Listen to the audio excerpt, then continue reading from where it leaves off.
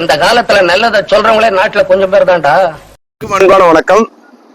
தூத்துக்குடி நாசிரே திருமண்டலத்தின் கடைசி கட்ட தேர்தலுக்கு தடை கேட்டு அந்த தடையை விலக்க கோரி தொடுக்கப்பட்டிருந்த வழக்கு விசாரணையானது நேற்றைய தினம் சென்னை உயர்நீதிமன்றத்தில் விசாரணைக்கு வந்தது. ஜஸ்டிஸ் பி தனபால் அவர்கள் அது வழக்கை என்ன பண்ணாங்க, விசாரணை செய்தார்கள். ஆனாலும் பாத்தீங்கன்னா எதுவும் தீர்ப்பு எதுவும் கூறாம விசாரணை கூட பெருசா நடக்காம பண்ணியிருக்காங்க. வருகின்ற 12ஆம் தேதிக்கு அந்த வழக்கின் விசாரணையானது வாய்தானம் பண்ணிருக்காங்க, போட்டிருக்காங்க. முதலாவது வந்து பாத்தீங்கன்னா 16ஆம் தேதி தான் போட்டிருக்காங்க. அதுக்கப்புறம் தான் பாத்தீங்கன்னா வழக்கறிஞர்கள் சொல்லி இல்ல 16ஆம் தேதி தேர்தல் இருக்குது அப்படின்னு சொன்னதுக்கு அப்புறம் 12ஆம் தேதி போட்டிருக்காங்க. 12ஆம் தேதி வந்து பாத்தீங்கன்னா அந்த விசாரணைகள் நடந்து வந்து பாத்தீங்கன்னா தீர்ப்பு கொடுக்க போறாங்களான்னு தெரியல. ஒருவேளை தீர்ப்பு கொடுக்காம மீண்டும் விசாரணை தள்ளி வைக்கப்பட்டால் திட்டமிட்டபடி 16ஆம் தேதி தேர்தல் நடக்குமா என்பது வந்து பாத்தீங்கன்னா தற்பொழுது தேர்ந்தெடுக்கப்பட்ட அனைத்து பெருமண்டல உறுப்பினர்களின் மிகப்பெரிய ஒரு கேள்விக்குறி. இப்ப இங்க வந்து பாத்தீங்கன்னா இந்த தேர்தல் அறிவிப்பிலே வந்து பாத்தீங்கன்னா முன்னாள் நீதிபதி ஜோதிமணி நிர்வாகி அவர்கள் என்ன சொல்லியிருக்காங்கன்னா, நீதிமன்ற தீர்ப்புக்கு உட்பட்டதுன்னு சொல்லி என்ன பண்ணிருக்காங்க, ஒரு இக்கனா போட்டிருக்காங்க. அதனால வந்து பாத்தீங்கன்னா ஒருவேளை அந்த விசாரணை வந்து முடிவு பெற்று தீர்ப்பு வரவில்லை என்றால் அது எப்படி முடிவு எடுக்க போறாங்கன்னு சொல்லி நமது நீதிபதி அவர்கள் தான் என்ன பண்ணோம், முடிவு பண்ணோம். ஆனாலும் பாத்தீங்கன்னா இப்போ இந்த வழக்கு விசாரணை செய்து கொண்டிருக்கிற நீதிபதி அவர்கள் வந்து பாத்தீங்கன்னா முன்னாள் நீதிபதி ஜோதிமணி அவர்களுடைய வெல்விஷர், மிகவும் தெரிந்தவர், ஐயா மேல ஒரு நட்பன் மதிப்பு கொண்டவர் சொல்றாங்க. ஸோ அதனால வந்து பாத்தீங்கன்னா மேக்சிமம் இந்த ஸ்டேயை வெக்கேட் பண்ணிடுவாரு அப்படிங்கிற மாதிரி சொல்றாங்க. ஸ்டே வெக்கேட் பண்ணிட்டாங்கன்னா கண்டிப்பா என்ன பண்ணிடும், 16ஆம் தேதி நடந்துரும். ஒருவேளை ஸ்டே வெக்கேட் பண்ணலன்னா கூட எஸ்.சி. ராஜன் அண்ணனுடைய தரப்புல ராகவாச்சாரியா அந்த ஒரு அட்வொகேட் என்ன சொல்லியிருக்காருன்னா, நாங்க வந்து பாத்தீங்கன்னா அஷூரன்ஸ் நாங்க கண்டிப்பா வாங்கி தந்துருவோம், அதாவது இந்த தேர்தல் நடத்துவதற்கு தடை இல்லைன்னு சொல்லி வாங்கி தந்துரும் சொல்லி அதன் பேரில் தான் வந்து பாத்தீங்கன்னா இந்த தேர்தல் நடத்துவதற்கே என்ன பண்ணிருக்காங்க வந்து சம்மதித்திருப்பதாக நாங்கள் கேள்விப்படுகிறோம். எனவே வந்து பாத்தீங்கன்னா ஒருவேளை அவங்க மீண்டும் ப்ரெஷர் கொடுப்பாங்க. ஏன்னா அந்த 16ஆம் தேதி மிஸ் ஆச்சுன்னா அவங்களால முடியாது, திரும்ப இவங்க சுப்ரீம் கோர்ட் போய் என்ன பண்ணுவாங்க, தடை வாங்கிடுவாங்கன்னு சொல்லி நினைக்கிறாங்க. அவங்களும் பாத்தீங்கன்னா ஆல்ரெடி சுப்ரீம் கோர்ட் போயிட்டாங்களாம். ஸோ அதனால அவங்க அதாவது டிஎஸ்எஃப் பணியினர் பாத்தீங்கன்னா அவர்களுக்கு இது வாழ்வா சாவா. ஒருவேளை தேர்தல் வச்சுட்டாங்கன்னா அவங்களுடைய திருமண்டல அரசியல் வாழ்க்கை ஏறக்குறைய வந்து பாத்தீங்கன்னா நிறைவு பெறுகின்ற நிலைவுக்கு வந்துடும். அதனால அவங்க விட மாட்டாங்க. டிஎஸ்எஃப் நிர்வாகம் வந்து அவங்க ஆட்சியில் இருக்கும் பொழுது தற்பொழுது ஆட்சிக்கு வர துடிக்கின்ற எஸ்டிகே நிர்வாகத்தினர் வந்து பாத்தீங்கன்னா தொடர்ந்து வழக்குகள் துடைத்து வந்ததுனால நிச்சயமா அவங்களும் என்ன பண்ணுவாங்க, இந்த விடாக்கண்ணன் கொடாக்கண்ணன் மாதிரி அவங்களும் அவ்வளவு ஈஸியா என்ன பண்ணிட மாட்டாங்க, விட்டுட்டுலாம் போயிட மாட்டாங்க. ஸோ தொடர்ந்து என்ன பண்ணுவோம், எப்படியாவது ஆட்சியில இருந்து அகற்ற வேண்டும் என்பதற்காக அவங்க முயற்சி செய்வாங்க. இவங்க என்ன பண்ணுவாங்க, ஒருவேளை ஆட்சியில வந்தாலும் நீங்க நிறைய பேர் விரும்புற மாதிரி இந்த திருப்பம் அண்ணன் வந்துட்டு போட்டோம் அப்படின்னு சொல்லி வந்தாலும் அவங்க என்ன பண்ணுவாங்க, வழக்குக்கு காசு எங்க இருந்து எடுப்பாங்க, உங்க காணிக்கையில தான் எடுப்பாங்க, அதை மறந்துடாதீங்க. ஸோ அதனால வந்து பாத்தீங்கன்னா இந்த வழக்குகள் வந்து முற்றிலுமாக நிறைவு பெற்று ஒரு தெளிவான தீர்ப்பு வந்ததுக்கு பிறகு தேர்தல் நடத்தினால் சிறந்ததுன்னு தான் நான் கருதுறேன். எனவே இந்த வருகின்ற 16ஆம் தேதி தேர்தல் நடத்துவதோ நடத்தாமல் இருப்பதோ நீதிபதி நிர்வாகி ஜோதிமணி ஐயா அவருடைய கையில தான் இருக்குது. எனக்கு தெரிஞ்சு வந்து பாத்தீங்கன்னா அவரு நடத்துறதுல ரொம்ப ஸ்பீடா இருக்கு. ஏன்னா அவர் ஏற்கனவே என்கிட்ட சொன்னது போல சீக்கிரம் விட்டுட்டு ஓடிடணும், ஐயோ வேண்டாம், உங்க தூத்துக்குடி நாசிரே திருமண்டலத்தோட சங்காச்சாரமே வேண்டாம் சொல்லியிருக்காங்க. ஸோ ஐயாவை பொறுத்தவரை பாத்தீங்கன்னா கண்டிப்பா வச்சுட்டு அடுத்த நாளே எஸ்கேப் ஆயிடுவாப்ல. நான் அப்ப அடுத்தது கேட்டேன், ஒருவேளை நீங்க தேர்தல் நடத்தி முடிச்சிட்டாலும் அதுக்கப்புறம் கமிட்டி கூட்டுறதுக்கும் இந்த தேர்தல் நடத்துறதுக்கும் என்ன பண்ணும், வரப்பிரசாத் ஐயா வரணும், அவர் வருவாரா அப்படின்னு கேட்டேன். அவர் வந்தா வராரு, வராட்டி போறாரு, நான் நடத்தி முடிச்சுட்டு யார் ஜெயிக்காங்களோ கையில கொடுத்துட்டு போயிருவேன் அப்படின்னு சொல்லி ஐயா சொன்னது எனக்கு இன்னும் காதுக்குள்ள ரீங்காரமிட்டு கொண்டிருக்கிறது. எனவே வந்து பாத்தீங்கன்னா நடந்து முடிந்ததுக்கு அப்புறம் பாத்தீங்கன்னா நிச்சயமாக நமது சினாடு மாடரேட்டர் தரப்புல நிச்சயமாக எஸ்.சி. ராஜனனுக்கு குரூப்புக்கு ஆதரவு கிடைக்குமான்னு தெரியல. ஒருவேளை இவங்க போய் அடிபணிந்து விட்டால் நாங்கள் உங்கள் அடிமை, அவர்களை விட சிறந்த அடிமை நாங்கள் அப்படின்னு சொல்லி என்ன பண்ணாங்க, கொடுக்க வேண்டியதை கொடுத்து ஒருவேளை காலில் விழுந்துட்டாங்கன்னா வரப்பிரசாத் வந்து என்ன பண்ணுவாரு, அவங்கள பொறுத்தவரை யாருனாலும் பிரச்சனை இல்லை, டிஎஸ்எஃப்னாலும் எஸ்சிக்குனாலும் சரி, மீட் பேக்குனாலும் சரி, இல்லாட்டினா அங்க இருக்கிற மீனவர்கள் சங்கத்துல இருந்து போனாலும் சரி, இப்போதைக்கு வந்து என்ன பண்ணுவாங்க, சினாடுல என்ன பண்ணுவாங்க, சில்லறை தான் முக்கியம். சினாடை பொறுத்தவரை சில்லறை, அதனால என்ன பண்ணுவாங்க, வாங்கிட்டு எல்லாம் என்ன பண்ணுவாங்க, கொடுத்துருவாங்க. ஸோ எது நடக்கிறதுன்னு பார்க்கணும். ஒருவேளை வந்து பாத்தீங்கன்னா டிஎஸ்எஃப் அணியின் தரப்புல வந்து அதிகமான அழுத்தம் கொடுக்கறதுனால வரப்பிரசாத் ஐயா 14ஆம் தேதி வரை வராங்களா, அவங்க ஏதோ ஆசிரியத்துல ஏதோ வந்து திரைப்படத்துல கொடுக்குறதுக்கு வராங்களாம். ஸோ வந்துட்டு அப்படி தங்கிட்டாங்கன்னா 16ஆம் தேதி நடக்கும். ஒருவேளை வந்துட்டு திரும்ப வரலன்னா என்ன பண்ணும், சிக்கல் தான். அதுக்கப்புறம் என்ன பண்ணுவாங்க, இவங்க நாங்க தேர்தல் நடத்தி முடிச்சிட்டோம், நாங்க தான் நிர்வாகம்பாங்க. அவங்க சொல்லுவாங்க இல்ல சினாடு உங்களுக்கு அங்கீகாரம் தரல, ஐயா வரப்பிரசாத் வரல, நாங்க ஏத்துக்க மாட்டோம் அப்படின்னு சொல்லி என்ன பண்ணுவாங்க, அவங்க சண்டை போடுவாங்க. ஸோ எனவே என்ன பண்ணும், அடுத்தது பாத்தீங்கன்னா அப்படியே பிளாஷ்பேக் போனா ஒரு 5 வருஷத்துக்கு முன்னால காலையில ஒரு தாளாளர், சாயங்காலம் ஒரு தாளாளர், அந்த மாதிரி என்ன பண்ணும் அவங்க, நாங்க வந்து அதாவது ஐயா விட்டுட்டு போயிருவாரு. Note the point. தேர்தல் நடத்து முடித்த அடுத்த நிமிஷம் என்ன பண்ணுவாங்க, முன்னாள் நீதிபதி ஜோதிமணி ஐயா இங்க இருந்து எஸ்கேப் போயிருவாங்க. அதுக்கப்புறம் என்ன பண்ணுவாங்க, சினாடோட கண்ட்ரோல் வரும். அவங்க என்ன சொல்லுவாங்க, இல்ல இது இன்வேலிட், இந்த தேர்தல் நடந்தது செல்லாது, இதுல நிறைய பிரச்சனை இருக்கு. ஸோ அதனால அட்மினிஸ்ட்ரேட்டிவ் கமிட்டி அப்படிங்கிற மாதிரி என்ன பண்ணுவாங்க, இடைக்கால நிர்வாகம் போடுவாங்க. அதுல யாரும் வந்து உட்காருவா, நம்ம புன்னேகரசர் நம்ம என்ன பண்ணுவாங்க, அண்ணன் தான் வந்து உட்காருவாங்க. அவங்க என்ன பண்ணுவாங்க, ஒன் சைடா தான் கமிட்டி போடுவாங்க. அப்போ என்ன பண்ணும், இங்க வந்து மிகப்பெரிய பிரச்சனைகள் வர்றதுக்கு வாய்ப்பு இருக்கு.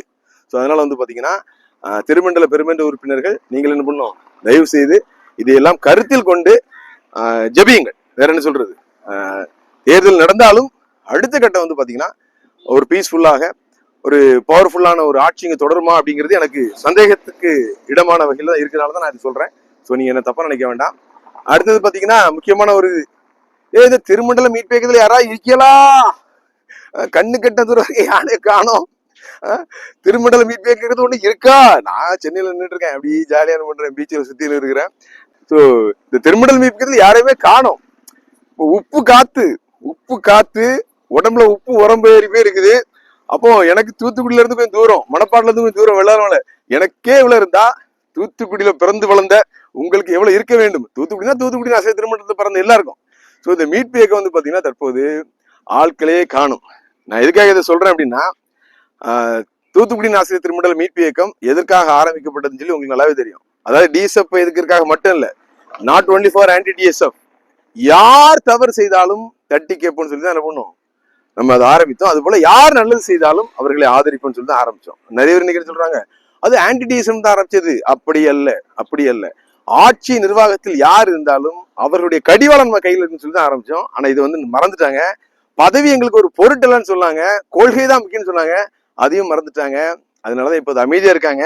இப்ப பாருங்க, அவரு அதாவது நமது அண்ணன் ஹென்றி அவர்கள் பேசின காணொலி வந்து பாத்தீங்கன்னா இப்பவும் என்ன பண்ணிருக்கு, என்னுடைய காதுகளிலும் கண்களிலும் என்ன பண்ணிட்டு கொண்டுட்டு இருக்கு, அப்படி கடுப்பேத்திக்கிட்டு இருக்குது. அதாவது அவர் என்னை பற்றி பேசுறது தப்பு இல்லை, ஆனா திருமண்டல் மீட் பேக்க எங்க இருக்கு, ஏன் டிசி யார் இருக்கா, ஏன் ஐயர் யார் இருக்கான்னு சொல்லி என்ன பண்றாப்ல சவால் கொடுத்து கிட்டத்தட்ட ஒரு 3-4 நாட்கள் ஆயிடுச்சு.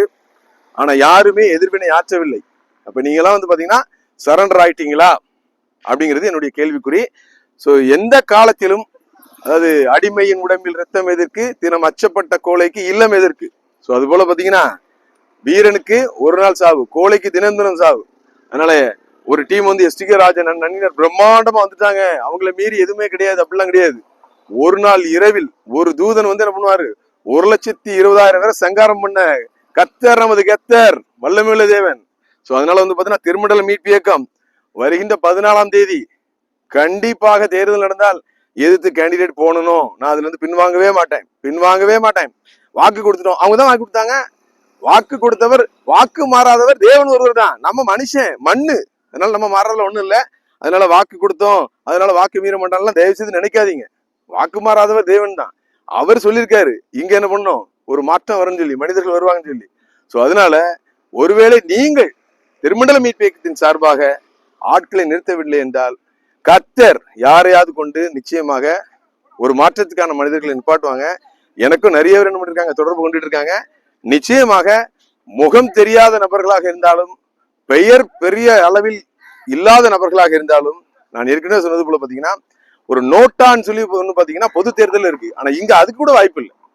அதனால இந்த இருவரை தாண்டி, இந்த குடும்ப உறுப்பினர் இருவர்களையும், எஸ்டிகே அண்ட் டிஎஸ்எஃப் ரெண்டு குடும்பம் தான், அவர்களை தாண்டி கண்டிப்பாக வந்து கேண்டிடேட் நிற்பாங்க. அவர்களை ஆதரிக்க வேண்டும். அவங்களை யாரை ஆதரிக்கணும்னா, கிட்டத்தட்ட 450 டிசி இருக்கீங்கல்ல, நம்ம போடுற ஓட்டு வேஸ்ட், நம்ம ஓட்டு போடுறதுனால இங்க எதுவும் மாற்றம் வர போதில்லை அப்படிங்கிற மாதிரி உங்க மைண்ட்ல இப்ப பிக்ஸ் ஆயிருக்கும். ஏன்னா கிட்டத்தட்ட நான் ஒரு 1.5 வருஷமா பேசிட்டு இருக்கேன், இவங்க 2 பேரும் என்னென்ன தப்பு பண்ணிருக்காங்கன்னு சொல்லி. அவர்கள் அனைவரும் ஒன்று சேரணும். தலைவர் இயேசு கிறிஸ்து. சோ நீங்க எல்லாம் இப்பவுமே மனசுல பிக்ஸ் பண்ணுங்க, ஒரு நபர் நின்றால் அவர்களை ஆதரிங்கள். அது போல ஆயர்கள் தயவு செய்து, ஆசாரியர்கள் தான் என்ன பண்ணும், இந்த திருமண்டலத்துக்கான மாற்றத்தை கொண்டு வர வேண்டும். நீங்களும் நெல்லுங்கள். ஸ்தேவான் சொன்னான், தலையே போனாலும் உண்மைதான் சொன்னான், தலை போச்சு. ஆனாலும் பாத்தீங்கன்னா மிகப்பெரிய திருவிவிலியத்தில் ஒரு பாடமாக இருக்கிறார். எனவே வந்து பாத்தீங்கன்னா எத்தனை வருடம் வாழ்ந்தோம் என்பது முக்கியம் அல்ல. இயேசு கிறிஸ்து அப்படின்னு வாழ்ந்துதான் பண்ணிருக்கலாம். வேத பாரகரையும் பரிசுத்தர்களையும் பிரதான ஆசாரிகளையும் சரிகட்டி வாழ்ந்திருந்தால் எத்தனையோ வருடங்கள் வாழ்ந்திருக்கலாம். ஆனால் 33 வருடத்தில் யூத ராஜசிங்கம் சிலுவைக்கு சென்றது எதற்காக? தன்னுடைய கொள்கைகள், கோட்பாடுகள், பிதா தன்னை எதற்கு அனுப்பினாரோ அதில் 1% கூட அவர் சமரசம் செய்து கொள்ளவில்லை. அதனால்தான் சிலுவை சென்றார். சிலுவையில் சென்றது உலக பிரகாரமாக பிசாசு நினைத்தான் தோல்வி என்று. ஆனால் உலகம் அனைத்திற்கும் ரட்சிப்பு வந்தது. எனவே ஆயர்கள், ஆசாரியர்கள், நீங்கள் தயாராக இருங்கள். நிச்சயமாக உங்கள் மனதில் எழுகின்ற மாற்றத்தை இங்கு கொண்டு வருவதற்கு மனிதர்கள் வருவார்கள். நம்பிக்கை இழக்காதீர்கள். திருமடல் மீட்பு இயக்கமும் நீங்கள் தயவு செய்து தைரியமாக இருங்கள். இப்பொழுதே என்ன பண்ணுங்க, முடிவு செய்யுங்கள். நிச்சயமாக கர்த்தர் பெரிய காரியங்களை செய்வார். கடைசியாக ஒன்று சொல்கிறேன், டிஎஸ்எஃப் அணியினர் வந்து பாத்தீங்கன்னா கடுமையான தவறுகளை செய்தார்கள். ஆனாலும் பாத்தீங்கன்னா அவர்கள் வந்து ஒரு இளைஞர்கள். முதலாவது வந்ததுனால பாத்தீங்கன்னா பதவி வந்தோடனே அவங்களுக்கு கை கால் புரியாம ஆடிட்டாங்கன்னு நினைக்கலாம். இப்பொழுது சற்று மாற்றம் வருவதாக நான் கேள்விப்படுகிறேன். ஆனாலும் இந்த முறை அவர்கள் இந்த தேர்தலில் நிற்பதை விட ஒரு பொது வேட்பாளரை நிறுத்தி அவர்களுக்கு ஆதரவு கொடுத்து படுத்துக்கிட்டே ஜெயிப்ப நினைக்கிறாங்கல்ல, அவங்களுக்கு நீங்க என்ன பண்ணணும், ஒரு முற்றுப்புள்ளி வைக்க வேண்டும் என்றால் ஒரு பொது வேட்பாளரை நிறுத்த வேண்டும். அது திருமண்டல் மீட்பு இயக்கத்தில் நின்றாலும் சரிதான். ஏன்னா அங்க திருமண்டல் மீட்பு இயக்கத்தில் இப்ப தலைகள் வந்து பாத்தீங்கன்னா எனக்கு தெரிஞ்சு எல்லாம் எதிர்பார்த்து கொண்டிருக்கிறார்கள். எதிர்பார்ப்பே இல்லாமல் ஒன் சைட்ல நாங்க ஜெயித்துக்கு நினைத்தவங்களுக்கு என்ன பண்ணணும், நீங்க ஒரு நல்ல பாடத்தை புகட்ட வேண்டும் என்றால் டிஎஸ்எஃப் அணியினர் நீங்க பெரிய மனதோடு, நான் சொல்றேன், நான் வந்து எனக்கு வந்து யாரும் பரம்பரை எதிரிகள் கிடையாது. மன்னிப்பதற்கு நானும் தயாராக இருக்கின்றேன். திருமண்டல் மக்களும் உங்களை என்ன பண்றாங்க, நிச்சயமாக நீங்கள் தவறு செய்தவர்கள் தான். ஆனாலும் மனம் மாறினால் நிச்சயமாக உங்களுக்கு மறுவாழ்வு உண்டு. ஆனால் இந்த முறை அல்ல, அடுத்த முறை கண்டிப்பாக. ஏன்னா உங்களுக்கு நீங்க யங்ஸ்டர்ஸ் இன்னும் காலம் இருக்கு. அதர் வரைக்கும் நீங்கள் காத்திருக்க வேண்டும். எனவே சிறப்பான ஒரு முடிவை டிஎஸ்எஃப் நிர்வாகம் எடுக்கும் என்று நான் நம்புகிறேன். ஏற்கனவே சொன்னது போல அவர்கள் நமது சகோதரர்கள் தான், இவர்கள் நமது தோழர்கள் தான். ஆனால் அவர்கள் தவறு செய்தவர்கள், இவர்கள் தகுதியற்றவர்கள். எனவே தகுதியான நகரை கர்த்தர் தேடிக் கொண்டிருக்கிறார். எது எப்படியோ வருகின்ற 16ஆம் தேதி தேர்தல் நடந்தாலும் சரி, ஒருவேளை தள்ளி வைக்கப்பட்டாலும் சரி, இங்கு ஆட்சிக்கு வரப்போகிறவர்கள் ஆண்டவரின் அன்பை பெற்றவர்கள், ஆண்டவரின் ஆசையை பெற்றவர்கள் தான் வர முடியுமே தவிர, மற்றபடி இவர்கள் வந்தால் நிச்சயமாக குழப்பம் அதிகமாக வருமே தவிர பீஸ்ஃபுல்லாக ஒரு ஆட்சி அதிகாரத்தை, நிர்வாகத்தை நடத்த முடியாது என்பதுதான் யதார்த்தமான உண்மை. அனைவருக்கும் நன்றி. சொல்றவன் சொந்த வாழ்க்கைய பத்தி எல்லாம் கிளறி பார்க்காதே. அவன் சொல்றதுல அறிவுக்கு பொருத்தமா இருந்தா நடங்க.